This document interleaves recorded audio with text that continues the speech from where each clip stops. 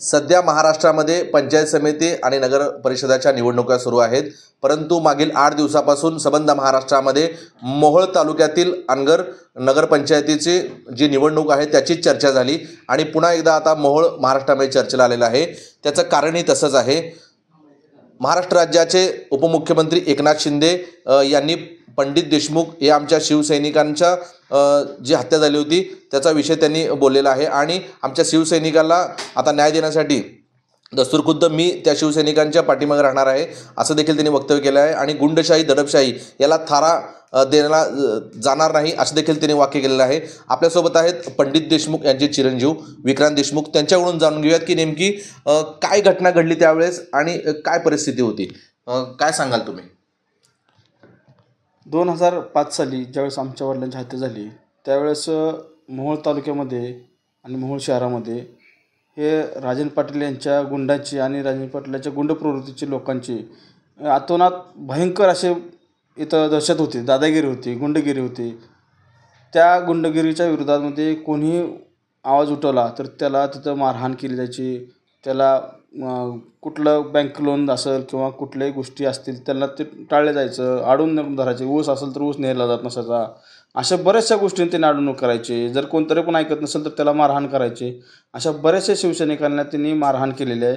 असाच एक किस्सा त्या 2 दिवसाअगोदर ज्यावेळेस ही आमच्या वडिलांची हत्या झाली त्या दिवशी घटना झाली, त्याच्या आधी 2 दिवस शिवसेनेचे काम करणाऱ्या किंवा शिवसैनिक म्हणून काम करत असणाऱ्या आमच्या वडिलांना ज्यावेळेस तुम्ही शिवसेनेचं काम करू म्हणून सांगितलं होतं त्यावेळेस असंच एक RP ग्रुपची आणि शिवसेनेची शाखा होती। त्यावेळेस तर त्यांनी ती शाखा का काढली म्हणून 2 माणसाला 2 जो युवक पोरं होते त्यांना मारहाण केली होती। काय त्यांचं नाव? विश्वेश्वर विटेकरी आणि वायचळ ह्या 2 मुलांना त्यांनी मारहाण केली होती। त्या 2 मुलांना मारहाण केल्यानंतरनं त्या मारहाणीचा केस दाखल करण्यासाठी ज्यावेळेस पोलीस स्टेशनला गेले त्यावेळेस त्यांनी इथं नॉमिनल केस घेतो, आम्ही काही मारहाण झाली नाही, ते काही गुंड नाहीत असं म्हणून यांनी ते धुडकावून लावलं। परंतु ह्या गोष्टीची दखल घेण्यासाठी आमचे वडील SP ऑफिसला जाऊन बसले, तिथं वरिष्ठांशी चर्चा केली, फोन लावले, तिथं सांगितलं, फॅक्स वगैरे त्यावेळेस मोबाईलची एवढी सुविधा नव्हती पण फॅक्स वगैरे केलेले होते। परंतु त्यावेळेस त्यांच्या लक्षात आलं की ही माणूस IG लेवलपर्यंत DIG SP साहेब अशापर्यंत हा तक्रारी करतोय, मुख्यमंत्री साहेबांना तक्रार करतोय, तर त्याला आता आपण थांबवलं पाहिजे किंवा त्याच्यावर त्यावेळेस जे पंडित देशमुख होते ते शिवसैनिक म्हणून काम करतोय, त्यांच्याकडे कोणतं पद होतं आणि ते कशा पद्धतीने काम करत होते मोहोळ तालुक्यामध्ये? अतिशय आक्रमकपणे त्यांची भाषणं असायची, त्यांचं बोलण्याची शैली ही आक्रमकपणे असायची आणि कुठल्याही शिवसेनेवर अन्याय झाला तर ते धावून जायचे आणि त्यांच्याकडे ते शिवसेनेचे उपतालुकाप्रमुख हे पद होते, ते त्यांना शिवसेनेचे काम करून म्हणून सारखे वारंवार धमक्या दिल्या जात होत्या। त्या धमक्या देत होतं राजन पाटील, ते कोणत्या पक्षाचे होते? राष्ट्रवादी पार्टीचे होते ते। त्यांच्याकडून सारखं धमक्यात होत्या की ह्याला बघू त्याला बघू आणि असे बरेचसे शिवसैनिकाला त्यांनी मारहाण केलेली होती। अजून नावं घ्यायची म्हणलं तर तुम्हाला वेळ लागेल, तासभर आपला इंटरव्ह्यू चालेल किंवा आपलं तेही चालेल, बाईट चालेल।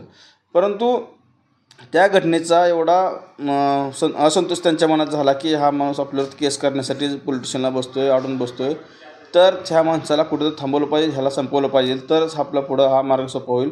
म्हणून त्या दिवशी त्यांनी त्या गोष्टीला कारण झाले। काय घटना घडली त्यावेळेस? तुमचे वडील कुठं थांबले होते, कोण कोण आले आणि त्यांना कसं घेऊन गेले?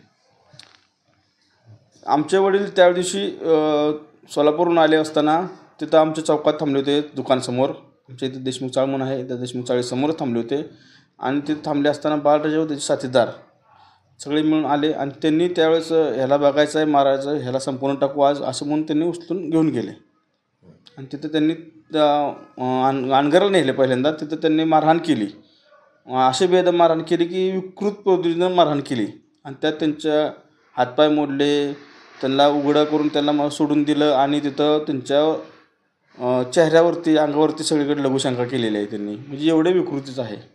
अशा बऱ्याचशा शिवसैनिकांना त्यांनी त्रास दिलेला आहे आणि त्यांची खासियत काय असायची की लोकांना मारून त्यांना कपडे काढून टाकून द्यायचे तिचे, म्हणजे हा दलिंदरपणा हा कुठल्या राक्षसी वृत्तीच्या माणसाच्या अंगी असू शकतो.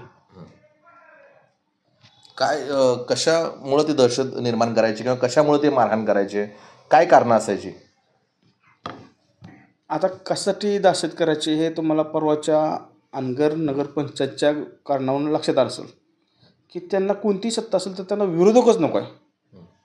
त्यांनी हा सगळा आटाटोप करण्याचं कारण एकच की त्यांना ही अनगरची जी परंपरा होती 40-50-60 वर्षाची की ती मोडीत निघून येईल म्हणून त्या उज्ज्वल स्टेजसारख्या दबाव टाकणं, मोहोळच्या शिवसैनिकावर दबाव टाकणं, म्हणजे यांच्या पहिल्यापासून खानदानी पेशेमध्ये असं आहे की ह्यांना विरोधक नको वाटतो किंवा ह्यांच्यावर टीका नको वाटते.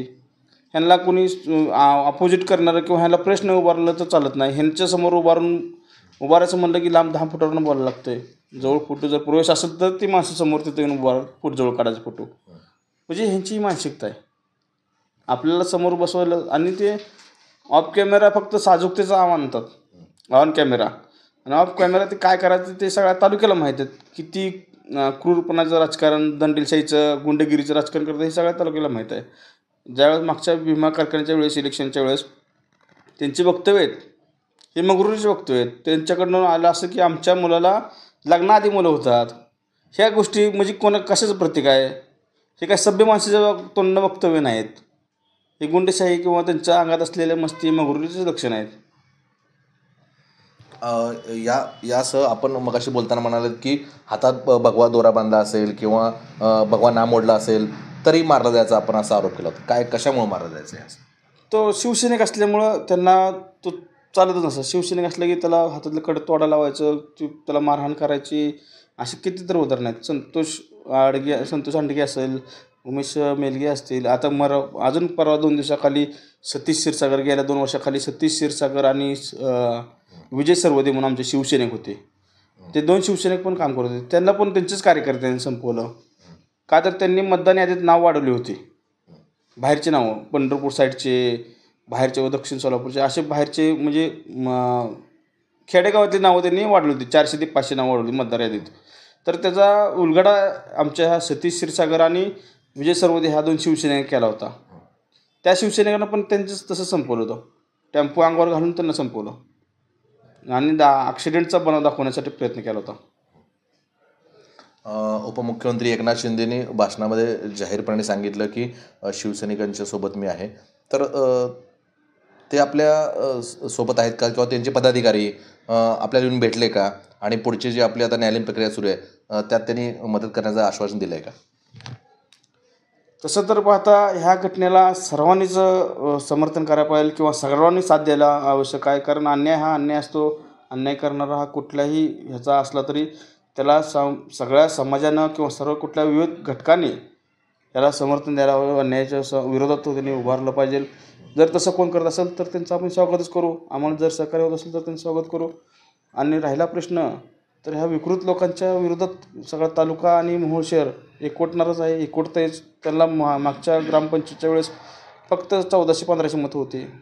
विधानसभेला 14च्या 1700 मतं फक्त पडली होती मोहोळ शहरातून. ते 4थ्या नंबरला होते. मग मोहोळ शहर हे कायम त्यांच्या विरोधातच राहिलेलं शहर आहे आणि त्याला ते नको होतं. म्हणून ह्या घटनेला त्यांनी वारंवार टार्गेट केलेलं आहे. मग हे पंडित देशमुख खून प्रकरण जेव्हा निकाल लागला त्यावेळेस जिल्हा न्यायालयाने त्यांना निर्दोष सोडलं की त्यावेळेस त्यांच्या माजी आमदार जयंत पाटील यांनी म्हटलं होतं की हा खोटा आरोप माझ्या मुलावर केला, असं त्यांचं वक्तव्य होतं. काय सांगतात? त्यांचा खोटा आरोप असं म्हणणं असेल तर मग आमच्या वडिलांना मारलं कोणी? आमच्यावर पण खोटे गुन्हे दाखल केलेच की. आमच्यावर पण गुन्हे दाखल केलेच की त्यांनी, खोटे गुन्हे दाखल. आम्ही आता असं म्हणू का मग आमच्या वडिलांना स्वतःच मारून घेतलं असं तर होणार नाही. परंतु ह्या घटनेचं सगळ्या तालुक्यात आणि मग मोहोळच्या जनतेनं एवढा मोठा उद्रेक करण्याचं कारणच काय नव्हतं. जर असं घटना घडली जर नसते, खोटा आरोप असतं तर मग एवढी मोठी घटना पूर्ण मोहोळ शहरात जाळपोळ होणं, दगडफेक होणं, विधानसभेत गोंधळ होणं, गदारोळ होणं ह्या घटना घडल्याच नसत्या ना. मग जर खोटा आरोप असेल तर सत्य तर लोकांसमोर आलीच नसती किंवा लोकांनी ते टाळलंच असतं विषय किंवा त्याच्या गांभीर्याने घेतलं नसतं आरोप जर खोटे असते तर. माजी खासदार चंद्रकांत खैरेंचा एक किस्सा चर्चेला जातो, काय तो नेमका? चंद्रकांतजी खैरे साहेब त्यावेळेस आत्ताचे संभाजीनगर येथे ते हे होते, खासदार साहेब होते. त्यांनी त्यावेळेस असं सांगितलं की ज्यावेळेस दिवशी ही खून झाला, खटला झाला, त्यावेळेस खून खटला झाला, त्या दिवशी हा आरोपी मोहोळमध्येच नव्हता, तर तो संभाजीनगर येथील हॉस्पिटलमध्ये ॲडमिट होता असं सांगितलं त्यांनी. मग त्यांनी त्यावेळेस खैरे साहेबांनी शहानिशा केली आणि त्यांना कळलं की ही खोटा बनाव देतोय की मी ॲडमिट केलेला पेशंट असताना तिथं कसं जाऊ शकतो असं. ते खैरे साहेबांनी लक्षात आल्यानंतर खैरे साहेबांनी ते हॉस्पिटल वगैरे सगळं ते फोडलं होतं त्यावेळेस अक्षरशः खैरे साहेबांनी. त्यावेळेस खैरे साहेब पण इथं आले होते मोहोळमध्ये, सगळे आले होते. उद्धव साहेब आले ते, मनोहर जोशी साहेब माजी मुख्यमंत्री ते पण आले होते. 11 आमदाराचं शिष्टमंडळ होतं, 5-6 खासदार साहेब आमचे जे होते ते सगळे आले होते त्यावेळेस. मग एवढे सगळे येऊन सुद्धा न्याय मिळाला नाही आपल्याला, असं काय कारण होतं नेमकं? परंतु आम्ही त्या गोष्टीला मागं थांबलो नाही, आम्ही हायकोर्टात अपील केलेलं आहे. पण नेहमी मोहोळचे असेल किंवा अनगरचे असेल, निवडणूक आली की पंडित देशमुख खून खटल्याची चर्चा होते, त्यावर बोललं जातं. इतर वेळेस चर्चा होत नाही, काय कशामुळे? निवडणुकीसमोरच हा मुद्दा काय येतो? निवडणुकीच्या वेळेसच मुद्दा हा उपस्थित असं होतो असं नाही, प्रत्येक वेळेस होतो. मागच्या वर्षी आमच्यावरती खोटा गुन्हा दाखल गेला, घर जाळलं म्हणून. झालता, आमचे वादविवाद झाले होते, नाही असं नाही, परंतु घर जाळल्याचं आम्ही घर कोणाचं जाळलं नव्हतं. आम्ही काय अनगरच्या प्रवृत्तीचे लोक नाहीत, परंतु त्यांनी जाळलं असा हा शब्द वापरून आमच्यावर केस केली, आमच्या शिवसैनिकावर केस केली. आमचा सख्खे चुलत भाऊ आणि एक चुलत भाऊ असे मिळून 3 आणि बाकीचे इतर 4 ते 5 जण शिवसैनिक आम्ही जेलमध्ये बसलो होतो. 15 ते 20 दिवस आम्ही जेलमध्ये बसलो होतो. असा काय विषय नाही की इलेक्शनच्या पुढंच असं वातावरण होतं किंवा इलेक्शनमध्ये नंतर नव्हतं, असं नाही. प्रत्येक वेळेस अशा घटना घडतातच. म्हणजे तुमचा संघर्ष आता सुद्धा सुरूच आहे? हां, आमचा संघर्ष सुरूच आहे. इलेक्शन आलं काय, नाही आलं काय, किंवा नाही इलेक्शनच्या पुढं असला विषय होतो असं काय नाही, परंतु संघर्ष होतोच. अप्परच्या वेळेस पण आमचा संघर्ष चाललाच. अनगरच्या वेळेस जे अप्पर तहसील कार्यालय नेहला अनगरला, त्यावेळेसपासून संघर्ष आमचा आहेच की. असं कुठे इलेक्शनच्या वेळेस असं मुद्दा उपस्थित होतो, असं काही विषय नाही ह्याचा. हे होते विक्रांत. त्यांनी आपल्या जे पंडित देशमुख वडिलांची जी कहाणी होती, सर्व घटना होत्या, घडामोडी होत्या, त्या सर्वांचं विश्लेषण केलेलं आहे. येणाऱ्या काळात पंडित देशमुख खून खटल्यामध्ये कोणतं नवं वळण घेतं आणि त्याचा राजकीय दृष्टिकोनातून कोण कसा फायदा घेतं हे देखील पाहणं औत्सुक्याचं ठरणार आहे. नवराष्ट्रासाठी विशाल भांगे, सोलापूर.